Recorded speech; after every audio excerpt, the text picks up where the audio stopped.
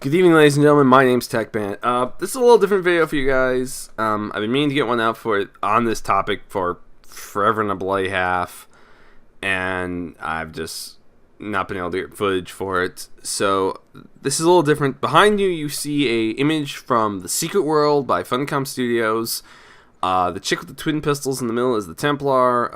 On the right, you see I want to say it's a chick in a gas mask with a rifle. I think it's a AUG, actually. That's the Illuminati. And on the left with the sword, and I think that's a pistol in his left hand, is the dragon. The reason this video is in the background is because it's when I think of this topic, that game comes to mind. Great game, by the way. It's not 100% free to play. You have to buy the base game, but it gives you a lot of content. 3 massive zones. And then 3 additional zones as you go, and some truly epic quest lines. I mean, one of my favorite games to play. I have a buddy of mine I play with occasionally, and I'll cover why later. But the reason I brought this particular series forward, and I'm doing this video, is types of MMOs. MMOs with certain advantages or reasons you play them. There's a lot of them, and as I realize in a channel based around the free-to-play market, this is a major topic I need to cover, so I might as well knock it out. So here we go. Not all MMOs are created equal in all categories. Some will have an advantage in one or the other. So I'm going to cover a couple different games briefly with different concepts and topics, and I apologize for my chair. I'm shifting a bit as I'm trying to talk about this. And I'm going to see if I can't make this happen. The basic concept, and the first and foremost, is what makes a great MMO? And great is a relative term. Everyone will agree and disagree about this, that, or the other thing. But it is the beauty within there that everyone can agree upon. That's why we have these different MMOs. I guess I might as well start with the Secret World now that I think about it. The Secret World is... The combat is... it's okay. It's not amazing. The deck building's pretty cool, but it's not amazing. The multiplayer is... I've never had great luck with the multiplayer. I'm going to be flat out honest with you. But I'll be damned if it does not have one of the best stories you'll ever handle in a video game. I have literally been playing with my buddy... Warrior is his name. If you ever catch him online, feel free to harass him for me. I just pissed off so many Warriors. Warriors, come out and play! I don't have any glass bottles to clink, but that'll have to do. And I've been playing with this guy, and I'll look at my watch and go, holy shit, it's like 3 a.m. and we're still going. And he will too, and it's that beautiful thing is, it's just this absolutely fantastic story. You just can't, you want to keep playing. You want to keep going to find out what's around that next corner. Be it New England with the zombie apocalypse, be it Cairo dealing with the past, the dead, and the damned, or be it Transylvania where you take on the legacy of the dragon himself. I mean, it's just amazing storylines. And then they opened up to Tokyo.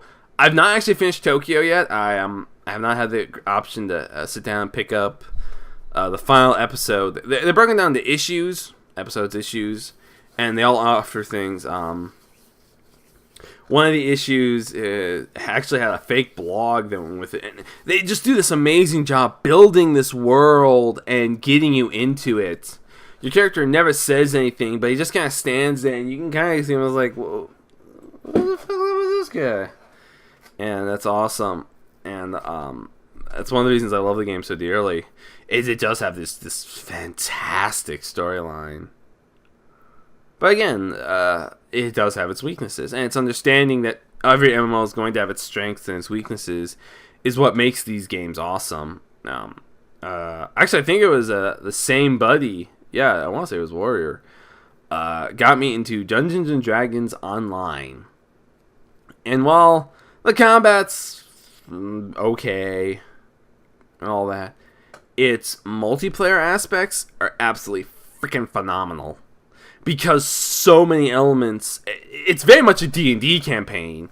You have to have people who can play specific roles to really see these brought to life. I play a rogue, actually. It's one of the few times my main character is not, in fact, a healer. And actually, I think it's like the only bloody exception. I heal. This is what I do. But I will say this. I love my rogue. And I'm a necessity in parties. You got a trap, I can disarm it. And that is a beautiful, beautiful aspect. Having each individual class play a role. And that's a great strength of Dungeons & Dragons Online. Yeah, the graphics are dated, for lack of player terms. But the game itself is just... I mean, we were pairing up. He was rocking... I want to say he was rocking a Necromancer, and I was rocking a rogue. And it'd be frequently, hey man, disarm this trap. And I just walk up and it's like, okay, don't stand next to me if I roll a 1. Beep, beep, beep, beep. Ah, son of a... And lo and behold, the trap would blow up in my face, and I literally wouldn't be able to disable it. And that's what you deal with. I mean, as a brilliant element, because it means everyone has a very distinctive job, and that's awesome. Okay, I've covered story.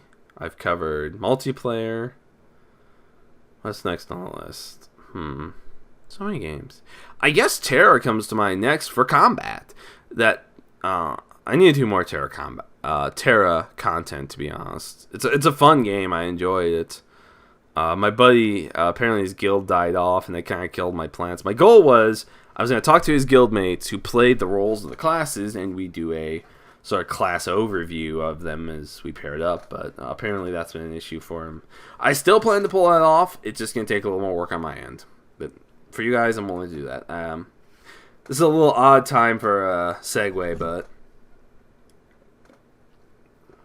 I actually ran into one of you guys.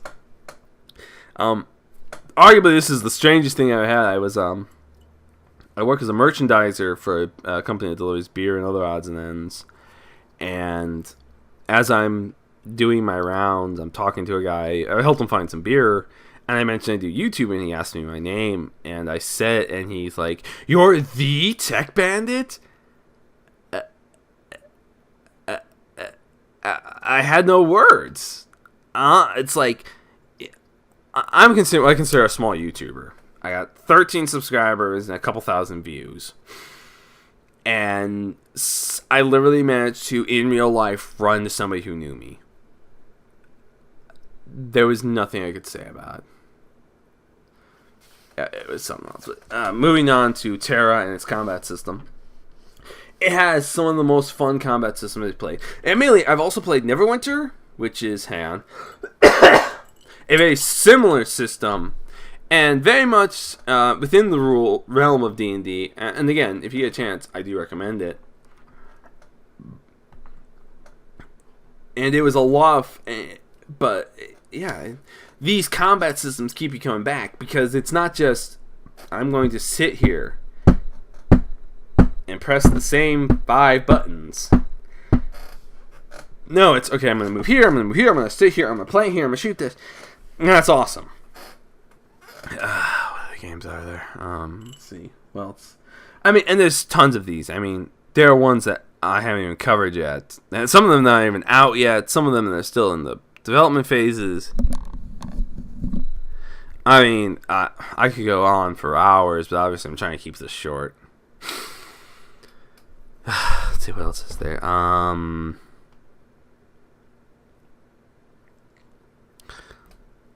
guess one of the games I've always covered is Rift, and I will say this: that and its sister game Archage. Archage? How do you pronounce that? Archage? Okay. Are amazing when it comes to character customization. You can just tweak so many fine details. And I do plan to update my my Rift video. It is now officially out of date in my mind, so I need to update it soon, and I will do that. That was actually supposed to be last week's video, but the game dropped a 5 gig patch on recording day, and I said screw that. I'll just skip a week. So I apologize for no content last week. Let's see what else is there. Sorry for the chair again. Let me get some WD-40, but I can't find any right now. And there are other games that have other major elements that you may or may not appreciate until you play them. Star Trek Online has an absolutely phenomenal, and I do truly mean phenomenal, space combat simulation. I mean, if it's not the best, I'd be willing to eat my hats. Okay, maybe not that far, but it's top 10 or 2 comfortably. It's just this beautiful, simple action base, but it's so much fun at the same time. And that's what I'm really trying to cover with this video, is just because your buddy doesn't like an MMO doesn't mean he doesn't like MMOs. It's finding the right one. It's, can you find the mix between grinding and the rest of it? Can you find forward progression in other things? Firefall, a fun little shooter. It's kind of an MMO. It's closer to a shooter than a traditional RPG, but it's still very fun. Definitely has a grind element to it. Not as bad as it used to be.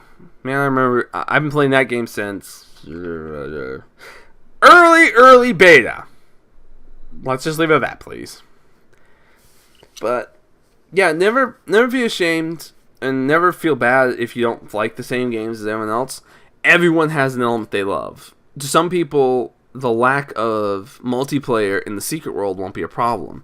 The fact they can sit down and write their own stories with their characters is amazing, and I plan to, if I ever get the chance, I'll do some recordings. I've brought a couple of those to life occasionally, and I'd love to share them with you guys, but that's another project for another day. That may actually be my, it might actually be a project for this week if I can pull it together. Need more beer, though. Yeah. But there's just so much to love about this. I mean, I got back into World of Warcraft not too long ago, and that was a lot of fun. I'm kind of falling out of it again, which sucks because I enjoyed it, but I've just been so busy with other projects. I'm trying to get this going, trying to work a job, trying to search for other jobs. I won't bore you guys with the details. But yeah, if I get a chance, I'll do another video this week. Either me uploading a Secret World story or just one of my readings. I may start doing dramatic interpretations for all I care. I love reading these stories off and trying to bring them to life. And hey, if you guys like watching that, leave a like. Leave me a comment. Tell me. Let me know that, hey, yeah, go ahead, do that. You got the voice. Make it happen. Okay. I think I've just about covered everything I wanted to in this video. I apologize, it's sort of an awkward video, but I've been meaning to do this since I started this channel almost, because I love this in the games. If there's one thing about games I love is the fact that you can find so many different ways, be it that clutch victory in a shooter where you dropped off the objective right as the timer was running out. Seriously, you don't know tense until you're watching that timer go tick, tick, tick, tick as you try to drop off that final objective. Or it's living that story of yours as you run through the No Fear compound, and that will be the story I do if I do one. And it's just fun. Hopefully this helps shed some light on people who are not as familiar with games. It's really the point here. I guess this is technically a vlog, a video log of sorts. There's not much video on my end. I haven't figured out how to add my webcam to this yet. It's on my list. I'm creeping up over 13 minutes here, and that's all I really want to talk about. Ladies and gentlemen, my name's Tech Bandit. Hopefully you guys enjoyed this video. Leave a like or a comment. Let me know I'm doing a good job. And hopefully you guys will see. I'll have some more content for you guys in the future. In the meantime, this has been the Tech Bandit, and I'm signing off.